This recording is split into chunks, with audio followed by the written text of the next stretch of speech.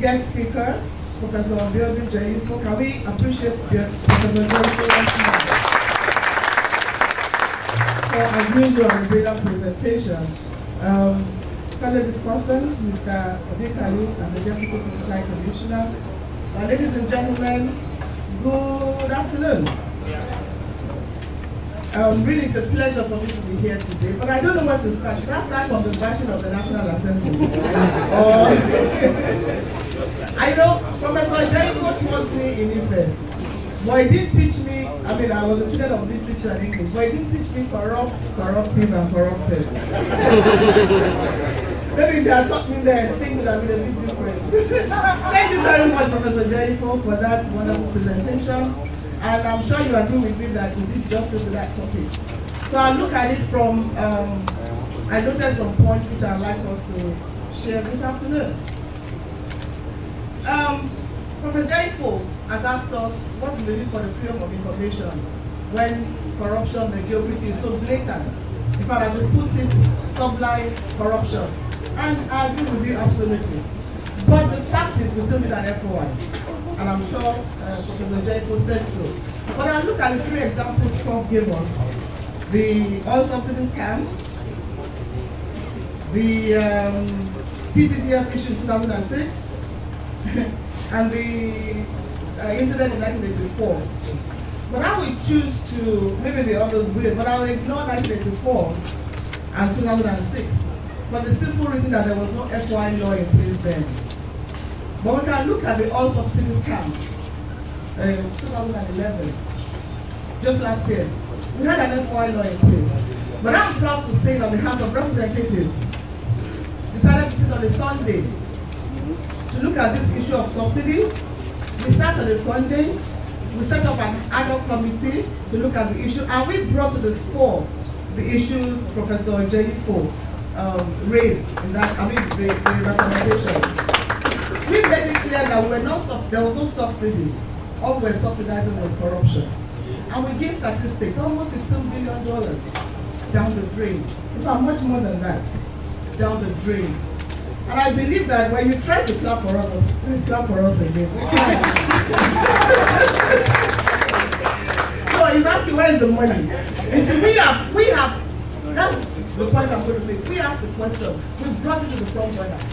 And I challenge the media, where is the money? You can't stop asking questions.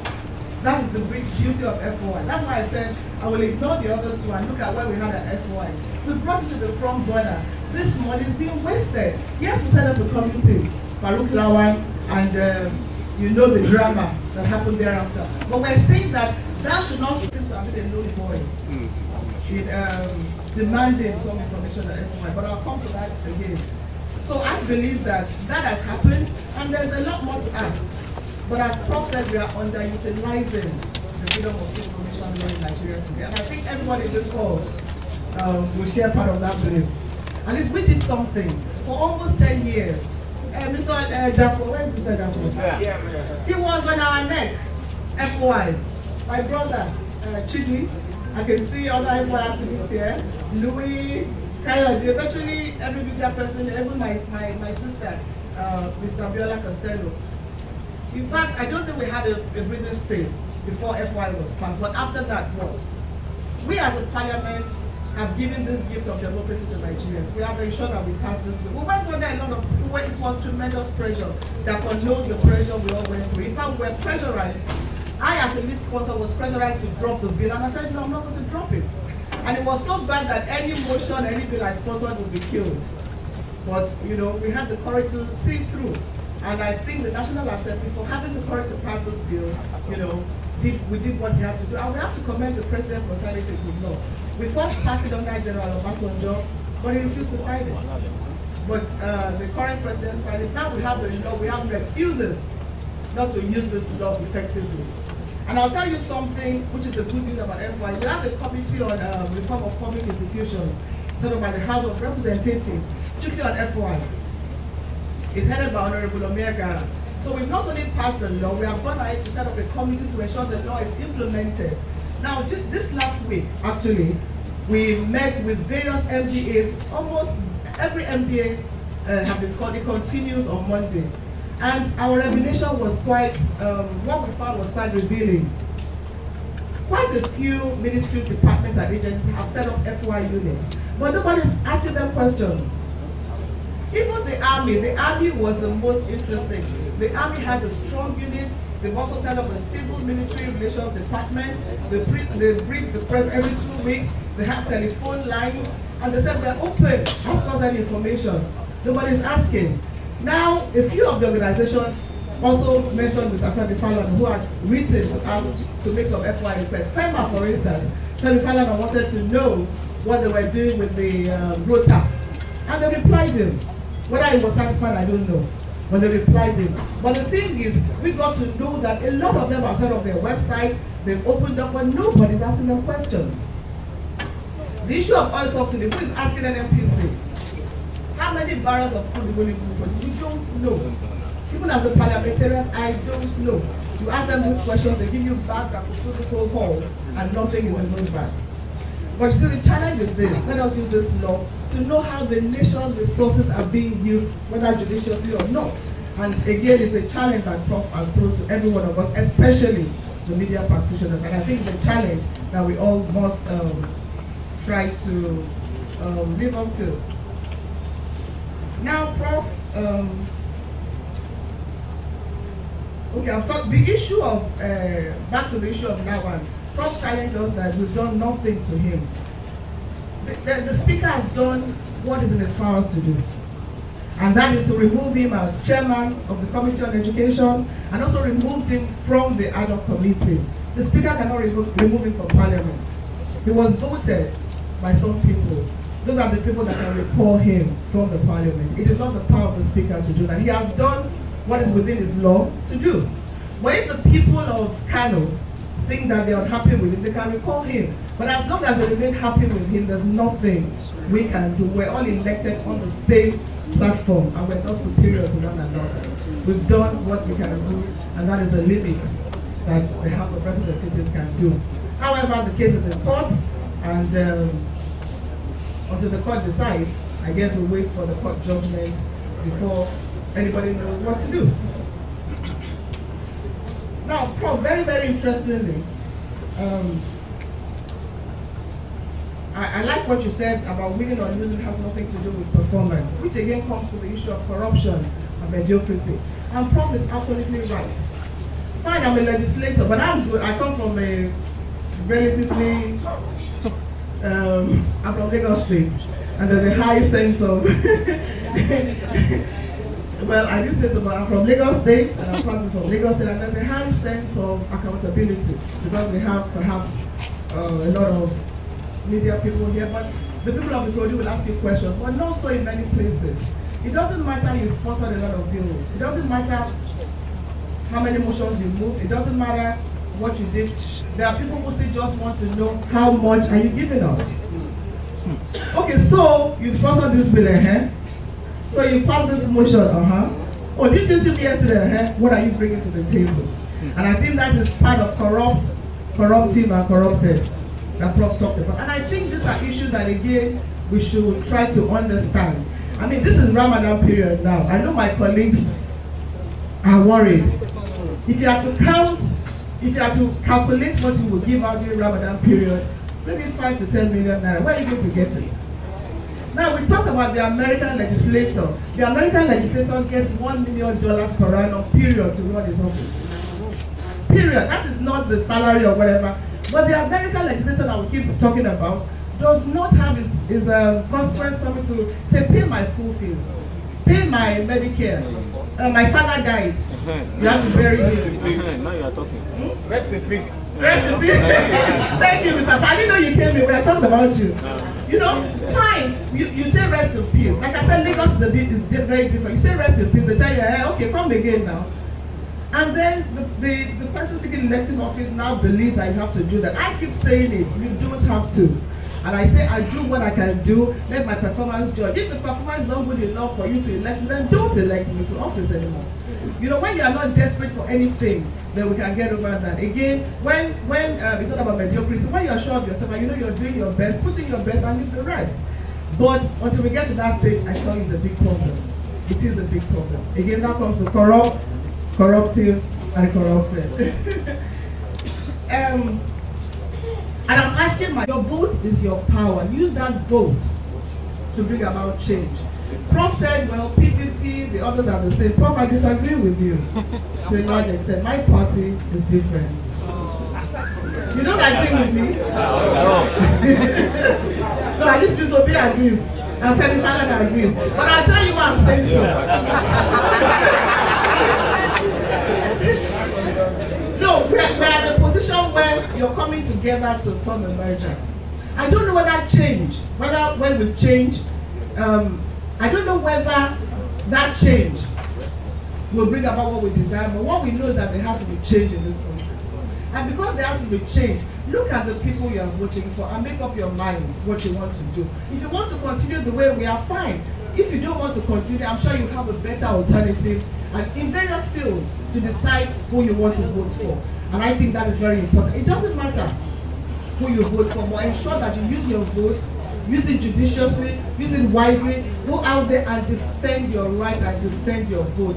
That is the way to go. Otherwise, we're going to remain the way we are. Okay, so if one is corrupt, and what you do is worship him, we worship money, we worship power in Nigeria. As long as we continue that way, it doesn't matter. So the richest person will always win the election until it becomes an issue of issue-based elections. What are you bringing to the table? What have you done? What are you going to do? Unfortunately, the situation will remain the same. So I think Prof has thrown the challenge back to us. Let us decide that we'll change our destiny as a nation. And you know those I think can do that? The women. Yes. The applause is not long not enough. Because we don't have too many women. And I'm saying so because women, when we're determined that we can be agents of change, we will be agents of change. And when I talked about the issue of performance, I want to use the Southwest State as an example. And I mean this sincerely, not because I'm from the Southwest. We fought for our elections, all the Southwest states. And because we fought for our elections, you can say that the governors have no choice but to perform. When you go around the Southwest states, you see massive transformation. And because the people are asking them questions and the people are making demands. And because they knew that they worked hard to win this election, they did not rig the election because they're not in hard work. They have no choice but to work hard. And they know that to win the next election, they have to work very, very hard. And I believe that the seeming performance in the Southwest state is not a matter of being biased, it is the reality that I see on the ground today. Now, okay, Prof, I'll also talk about the issue of, we'll talk about analysis and Vision Melaya and co. That is not the situation. I don't know whether it was your case, Mr. Falana. There's a case in court that went back to 2000 and some years back. They didn't start from 2011. So what the clerk was challenging is the law retroactive. So that is what they are challenging. But why don't just no. Mr. Komolaka, go to court and say, tell them to disclose the allowances today. And let me see who will say no. And I believe that the National Assembly actually opens up, which they are beginning to do. There will be less pressure on you. See, what you collect based on the budget, what you collect is basically less, and I mean that's the same. I'm in 6 committees. I barely get 2 million naira to run a committee per month. That is the truth. So no, let me tell you, that is the truth. I mean that to tell you, I'm not explaining because it varies. No. Mr. Falana took this up with us. It varies. It varies from budget to budget. In terms of salary, you all know that it's less than 1 million naira. But I believe that what the National Assembly should do is come to the public with this. Don't leave it to it. Let it be a policy for the National Assembly to put online whatever it is that is. Look, the National Assembly's budget is 150 billion naira a year. It's a lot of money. Senate, House, National Assembly management, CBN alone is 300 billion. You told us that now. That is the truth. But I don't know why the National Assembly should not make it a public thing. Put it online. We are talking to different MPs. The National Assembly will also be invited to the committee on FOI to also give the annual results and put online questions people are asking. And honestly speaking, Nigerians will be surprised that it is not, it's not even what anybody is saying. But what I think you should be asking is this: Are you doing your job? Even if it's 1 kobo, are you as the parliamentarian doing your job? Are you representing your people? Are you doing the various levels of representation? And I believe that, if Nigerians appreciate that you're doing your job, they will appreciate what you're doing. So I agree, let the National Assembly be open, just as we're asking other agencies to be open. And that is being done now because we have the Committee on Freedom of Information set up looking for this. Until that is done, when you take up people individually, you're really not going to answer the question. Thank you. Now, also talking about Prof went through all aspects of our life, politics, education, health, and which makes me, reminds me of what we did just 2 days ago. Now we should learn to ask questions. JAMB alone, because Prof talked about education, JAMB alone, every year collects about 26 billion naira. Has fees for JAMB funds, 4,000 naira or so from every student. Nobody has asked, but I think Mr. Fala even raised that when nobody has asked us. Nobody has asked JAMB, what are you doing with this 26 billion that you collect every year? 80% of these students don't get admission into any university.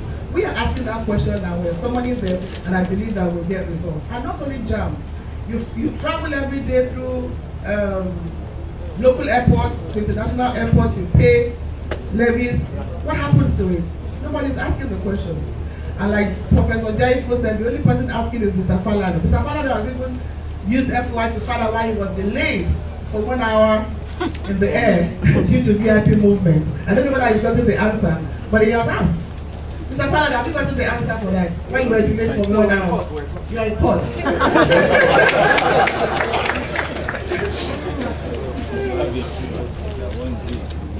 So I think I just want to share that with you, that it is important to use FOI properly and ask the right questions, including questions for the National Assembly.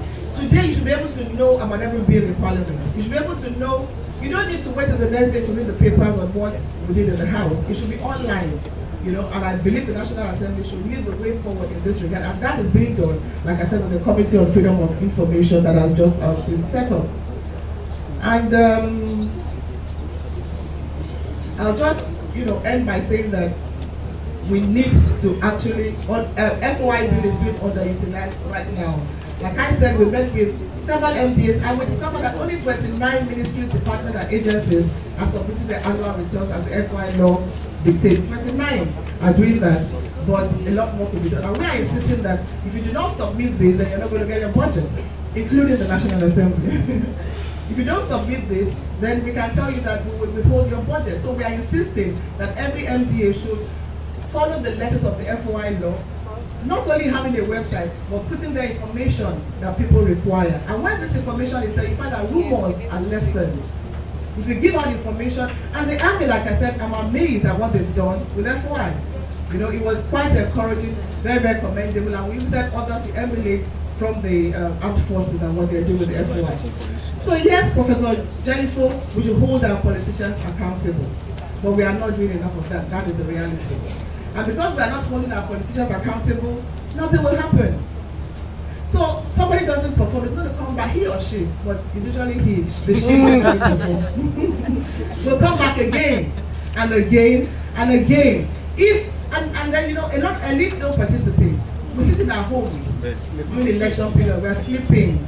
But the guy who knows he will collect 2,000 naira is on the field. And the elite, you need to participate. This is our destiny. As the chairman of the Committee on Diaspora, when I go around different meetings Nigerians all over the world, sometimes I come back feeling depressed. We have the best doctors in the world look at the state of our healthcare. We have the best lecturers all over the world look at the state of our education. But what are we doing about it? We just sit down and accept that things are okay. If they are not okay, just use your vote as your power. And to my media, not even the media alone, I think everybody should use the FOI. Mr. Panama is not a media person. He's a human rights activist, NGOs, civil society groups, my brother actually, who actually you should petition. If you want information, you go through Human Rights Commission. I don't know how many he has received so far, maybe he'll tell us. But we know that FEMA received just 2. And Ministry of Works, and it was one was for Mr. Falana. And every other organization really got no request. So if you are not requested, what would they be giving? The only person that also requested some time ago wanted to know Governor Rekweshola's medical records. That is not freedom of information. That is not freedom of information, and we told him that. That was mischief. You know, FOI is not about your personal information. And then when the artist talked about some information, yes, we protect the security and defense of your nation, but that can be easily ascertained. How much is spent on a road is not security and defense. How much oil we produce is not security and defense. You know, then we can start with the little things. We don't have to start with the big things. We can start with the little things that we need to know. And I want to appeal to you. We don't even ask the executive any questions. When we do, we don't get enough support, even from the media. You write one story and that's the end. You can follow up these stories to a logical conclusion. You know, take the issue of JAM, for instance. We're asking those questions. Help us to demand answers to those questions. Help us to get to a logical conclusion. You know, the way you are getting to a logical conclusion about what we earn or what we don't earn. You know, when the parliament brings to the forefront critical issues, don't leave us alone in this battle for Nigeria. We have to do this thing together, and we have given you the greatest gift of democracy, freedom of information. Let us use this bill judiciously. If we use freedom of information, it's an institution against corruption.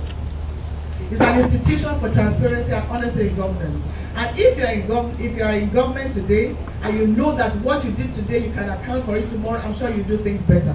So please, the challenge is let us use FOI as Prof has challenged us today. And I know that this bill, yes, will not radically change things, but will be a major step forward in moving Nigeria to the Nigeria of our dreams. And again, as Nigerians, let us use our votes wisely. 2015 is around the corner. You know, if I know that one vote can get me out of office, I will not take anybody for granted. If any elected official knows that one vote will get him or out of office, he will not take anybody for granted. But if I know that it doesn't matter, when the time comes, let me give you money, it's okay. Please, my only appeal to every one of us is FOI is being underutilized. Let us use FOI properly, and let us determine that as Nigerians we will bring about change with our votes and ask the right questions. Thank you very much.